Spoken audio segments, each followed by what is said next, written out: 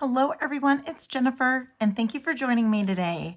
I had an unboxing for the February Best Bead Box Treasure Edition, and included were some of these gorgeous seed beads that we're going to use today and some of these gorgeous round beads. So I'm going to go ahead and lay some out now. Then we're also going to, from my stash, I'm using some of these gorgeous hammer tone teardrops from Tiara Cast. And this is in the antique brass or antique bronze. I can't remember what color they say. And then one of their ear wires in the same color. I'm going to be using some, I think I might have used a different color. Nope, I did. And I can't remember if this worked or not. I have this out here and I worked on this before I left. I had a week-long conference, and so I can't remember if this worked, so I might have to redo this. We'll see when we get there. But then I'm also using some Beadalon Wildfire. This is in the size 8 or 0.008. And I did just like a wingspan, which I didn't get that myself. That's just because I learned from Danielle Wickes. And so she would say, oh, like a wingspan or something like that. So it's about a wingspan. So I'm thinking, I don't know, maybe 70 inches or so, maybe about 60 or 70 inches. I've done some classes with Danielle Wickes. And so I am going to use the same type of stitch and design idea that she had for another pair of earrings. So the design idea goes all to Danielle on this. So the first thing I'm going to do is I'm going to go to the end. Oh, and I threaded it already onto my needle. And I can't tell you if this is a size 10 or is there 8 and 12? I don't know. These came in a workshop that I was doing, and so that I was part of, that I participated in. And so luckily I found them because I had lost them for a while. And I threaded that on. I did that without you watching because I use my little magnifying glass, and even with that, it takes me forever. So I'm just going to go ahead and save you guys all the pain and go ahead and do this and thread it myself before off camera. So first thing I'm going to do is I'm going to put it through that top loop, and I'm going to go ahead and do an overhand knot, and I'm going to do a couple. So I'm going to do a couple overhand knots. So I did one, and then do another. Then I'm going to do, and I think what I did was I did 2 beads. Let me see how many threads I have through here. And again, I have to get my magnifying glass. I think I did 2. I think I did 2. Yes, I did 2. All right, so the first thing I'm going to do is I am going to pick up 1. And you're going to say, no, you're supposed to do 2. Well, here's why I do 1 first, is because then, so I don't want my knot exposed. I'm going to go ahead, and again, this isn't my trick. This is a trick that I learned. And I'm going to go ahead and pass that through the seed bead so that my knot is not exposed and it's underneath that bead. So I'm still going to, now I'm going to go ahead and pick up one of the seed beads. And again, this is from the box. Everything I'm using is from the box except for these metal components. And I'm going to go back through that loop up at the top. Okay, bring that all the way down. And then I am going to pass back up through that bead. Okay. All right. So now what I'm going to go ahead and do is go ahead and pick up another seed bead, bring it all the way down. Bring it all the way down. Okay. Now I'm going to go through the larger hoop there, or loop, and come back up through that seed bead. And there we go. Okay. So now I'm just going to, again, pick up another seed bead, bring it down all the way down to the end here, go back up through the metal component, right? And as I do that, you can see the seed bead starting to turn on its side, and I just come right back up through that seed bead. and make that, tighten it up. So I am just going to go ahead and keep on going until I come around to the other end. And when I come around to the other end and end up here, we're going to start making that second layer. And I will come back for that second layer. We'll do that second layer together. And then we will finish things off. I use a thread zapper and I do some knotting. Oops, sorry about that. I use a thread zapper and I do a little bit of knotting. And so then I'll show you how I finish things off. So stick around and I will come right back. I'm going to come back when I'm right around right there. Okay, so I'm not all the way down to the end, but this little guy keeps on getting in my way, right? This is the tail thread. Now, I did tie it in a knot, overhand knot. I'm not sure if that's enough. However, though, that's what I've been doing, and it has been working, but I have this little thread zapper, and so I'm going to go ahead and I push the little button to heat him up, and then the end gets warm, and it just takes it apart. Rather than cutting and having a little piece of a tail, I love the thread zapper. So I am going to show you that. I'm putting the thread zapper away until the end, but I just wanted to show you about getting rid of that tail end if it gets in the way, because it's getting in the way. I'm having to hold it, but then I need two hands because I'm not a seed beater at all. I'm going to continue on. I've been at this for exactly 10 minutes, and so I'm not getting too far down around here, but I'm going as fast as I can.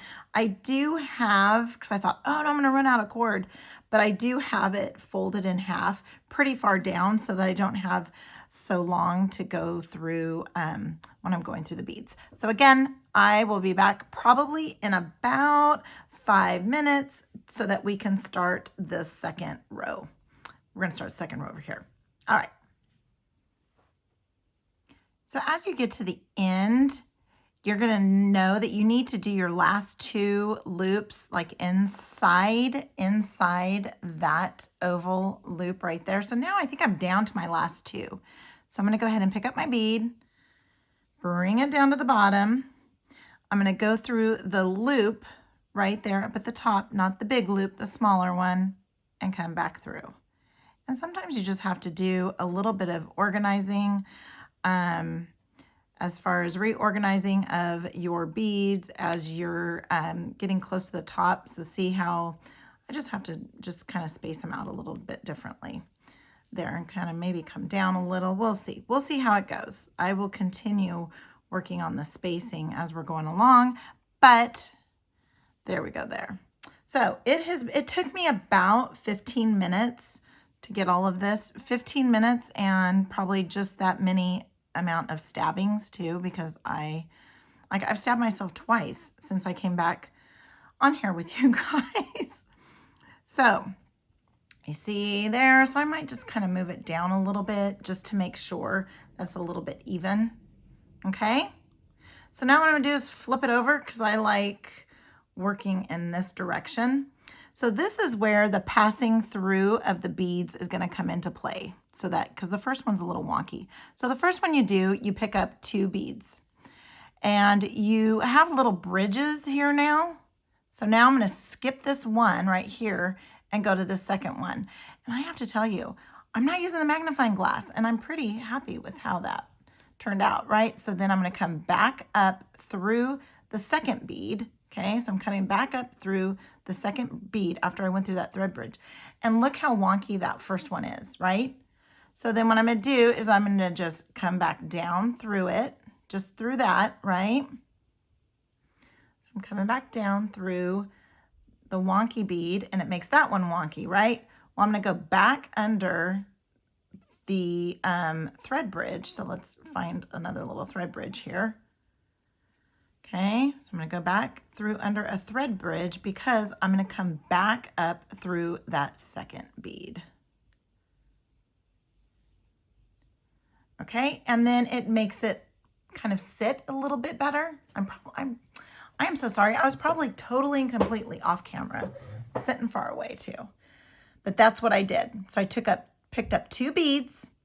I skipped the first thread bridge, picked up the second one, came through, back up through the second seed bead.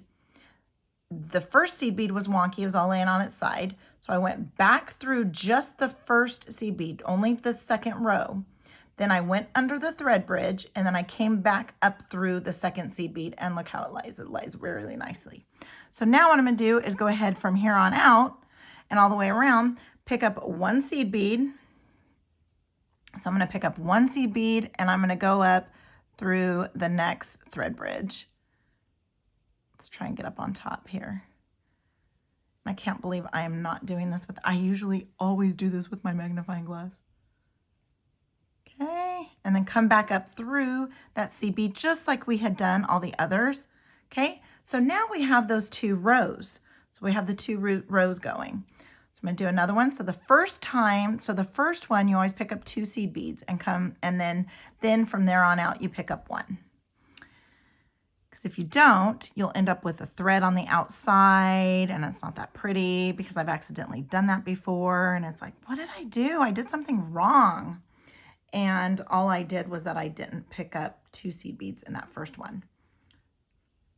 So I will tell you, I know I mentioned Danielle, but I have to mention Allie. Allie is an incredible seed beater, incredible. So jump on over to the Potomac Beads YouTube channel. I'm going to put a link to their channel in the description, and be sure to check out some of her amazing, incredible videos. I am such a beginner that, so I found this stitch and I loved it. And I mean, it took me several times. It's not easy. Nothing about seed beading is easy, but I will tell you and I don't want to say it's not stressful, because I think I was stressful. But once you get it, now I just love it. And so now when I saw these seed beads and I saw these beads here, oh my goodness, I thought, oh, I have to put them on some tiara cast teardrops, and I have to do some seed beading. And I need to do this because I need to challenge myself. I need to go outside the box, for the lack of better terms. But I have to go outside the box when I am making pieces, because I don't want you just to see the same thing over and over and over and over. I want you to see me doing different things. And what I'm trying to demonstrate is just the variety that you get with these boxes. They're just incredible. And I still have beads left over. I really need to, I wanted to use every single bead in the box, and I'm hoping maybe I can with this next March box. However, though, I also am wanting to do like see, look, I can't get under a thread because I can't see. I'm also wanting to do like I'm coming too far out though, so I need to come back. Oh, I got it. I am also wanting, what I want to do is a little bit of on purpose, is that I want to do, maybe wait a few months and do maybe like a bead soup, so that I can mix some colors, mix some metals, and come up with a bead soup, maybe a set. So rather than just a pair of earrings or just a necklace, I want to make a set using the bead soup. So I don't know how many months I want to wait, because with the January and then this February box, and then now that I've seen the March box, I don't know if I can wait any longer, because they're all so incredible. So I'm just going to continue going around, and all I'm doing is picking up the next thread bridge. So right there, just like that. I don't know if it's coming across because I have background. But I'm just picking up the next thread bridge, just like I was going through the loop of the component here, and then coming back up through the seed bead. And I'm going to continue until I get around to the end. And when I get to the end, we're going to tie it off. We're going to use a thread zapper. And then I'm going to see why this didn't work. Maybe I can see right now. Oh, I don't know why it didn't work. I think it might work. So I'm probably just going to use this. Maybe the wrap wasn't pretty enough. I don't know. No, it's kind of cute. So I don't know why, but we'll figure it out why. And so I'm going to go ahead and continue around. So that so far, I mean, I think maybe with both earrings, it would probably, I mean, I would say it would probably take maybe an hour. I mean, for me, I'm new and I have to, you know, I have to go off camera or go away every once in a while to, because I've stabbed myself, and sometimes I stab myself pretty hard. But again, that's all my fault. That's just because I'm so new at all the seed beading that I stab myself so many times. So, I mean, I stab myself. Probably a thimble would probably be really good, which I'm sure I wouldn't be the only one using the thimble. Maybe because I'm not a seasoned seed beater. But look how cute that's turning out. So I'm going to go ahead and finish up. So I'm probably going to come back around 20 minutes from now, and then we'll be ready to finish this off because the husband will be ready to come home. So go ahead and stick with me, and we're going to finish this off. Okay, now I'm getting towards the end, and it didn't take too long. It took me about the 15 minutes that it took, and again, multiple stabbing, so I figured out a way to not stab my thumb so much, but that resulted in me stabbing my forefinger a little too much. So I would come down and I would keep my thumb a little bit out of the way, but then I had to have my forefinger up in there too. So if I'm not stabbing one finger, I'm stabbing the other. So then as you get towards the end, I think I'm going to do one more. And what I'm going to do is, so since I already used this this thread bridge, I'm going to share. So sometimes you have to share thread bridges with another bead. And that's okay. Let's see if I could just get in there. Oh. And if any of you guys know me, I have this magnifying glass. It sits up on top of my little light, light stand that holds my phone so that I could record. And I have this magnifying glass, and I always have to look through it. And I made a point of not looking through it this time. So I'm just rearranging and trying to get it to where those are a little more even. All right, so now I'm down to the end, right? I've got my end. So now what I want to do is I am just going to go pull that nice and tight, right? And I'm going to probably do this wrong as far as how to finish off, but I don't want a bunch of threads sticking out. So I'm going to go back through that second. I don't want to go through both. I just want to go back through the second to last bead. That's it. I don't want to go through the bottom one. Okay, so I'm just going through that one. There we go, right? I'm going to bring this up. So let's see if I can get through maybe one on this side, kind of go under and come up just like so. There we go. All right, and then I want to just make a knot. And again, this is probably the wrong way to do it. And the reason why I do it this way and I pull it nice and tight is because I don't want to weave back through and put a bunch of extra thread on the outside. I know if someone sees that, they're standing too close to you. But I just don't want that. So what I'm going to go ahead and do is thread zap it. So I tied it in a knot. The thread zapper does melt it. So just make sure you're only on that thread. Oops. And push down on the button so you get it all nice and warm. And then pull it off. And it worked on the other side. There it goes. I just didn't maybe have it down far enough. So yeah, you can kind of see it there, but it's not going to come apart. Again, probably not the way, and I'm all twisted here. Not the most professional way of doing that. But we got it done, right? So look at how many seed beads I still have. I still have all of these seed beads left. So what I'm thinking I might do is make a bracelet with all of these seed beads and maybe make seed bead beads with them in between these guys and see what we can come up with. Maybe put some bead caps in there. Now, I'm not sure why I think this was my first attempt on this one here, but I'm going to go ahead and try it here and see what happens. And I don't have all my tools because when I went on my trip, I took all my tools. Oh, okay, so I guess that turned out okay. Yeah, let's just turn it around a little bit. Okay, so I guess that's all right. I don't know why I had it. Maybe I already made it, but I just did a simple loop down here at the bottom. So it's just a simple loop, and then I did a wrap loop up here at the top. Let's go ahead and open up this. I know that I need another something to hold this guy because these ear wires are pretty strong. Let's go ahead and open him up. And there we go. And close it. So there we go. There we have a beautiful pair of earrings. Sorry about that, the magnifying glass. I put it up there just in case. So here is a beautiful pair of earrings. I'm using some of the seed beads and some of these other smaller beads from the bead box. And this was for February's bead box. Look at those, how gorgeous those are.